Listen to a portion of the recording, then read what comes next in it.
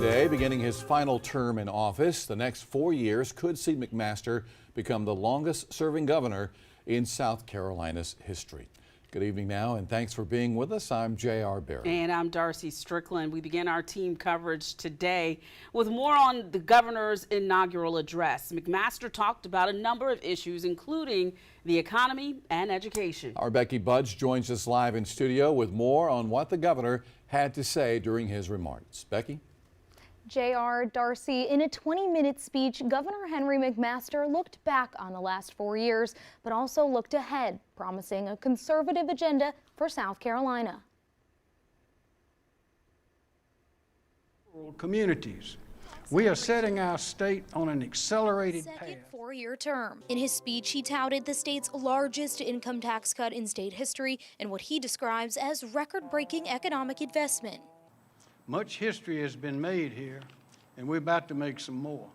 The Columbia native and veteran politician shed light on his plans for the next 4 years. McMaster promoted raising minimum teacher pay to $50,000, freezing state college tuition, and economic development. He's somebody that consistently wants to be a partner in the legislative process, in the governing process, and so I have no reason to doubt that that won't continue into the future. He pointed out some positive things that we have accomplished in the state, a lot of which are things that the Democrats have been fighting for years.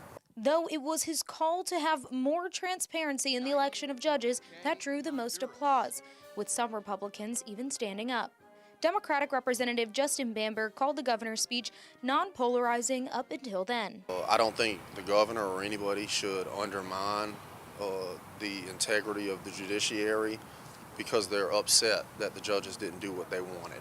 Response, though, as a government is to make sure that our institutions are sound, and if people need more confidence, as the governor thinks, then we need to do what we can to make sure people have every reason to know that South Carolina is not Washington, D.C. Statewide constitutional officers, including the Lieutenant Governor, State Treasurer, Attorney General, State Comptroller, Secretary of State, Agriculture Commissioner, and State Superintendent Ellen Weaver, were all sworn in.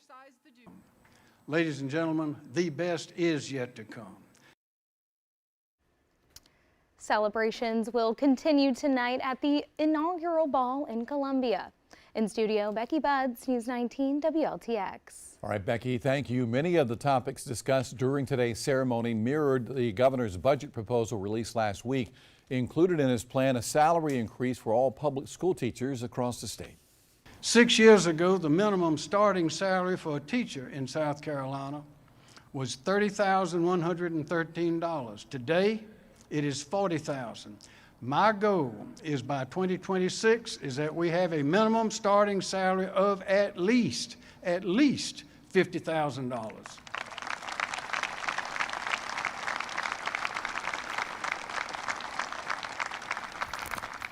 Until last year, South Carolina's system for funding K-12 education was archaic and confusing.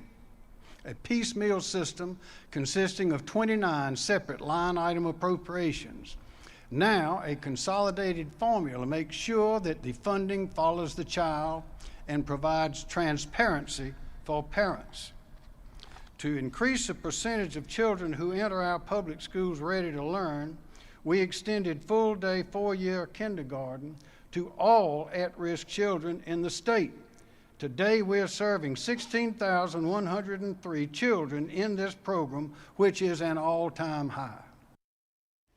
As we mentioned moments ago, statewide officers were also sworn in during today's ceremony, including newly elected Superintendent of Education, Ellen Weaver, who follows Molly Spearman as the head of the state's education department. She released a statement after taking the oath of office today, saying in part that students, teachers, and parents are the heartbeat of education, and she will always be ready to listen to and learn from them. She goes on to say she is excited to work with parents, educators, and community leaders to ensure that children in the Palmetto State have the opportunity for great education.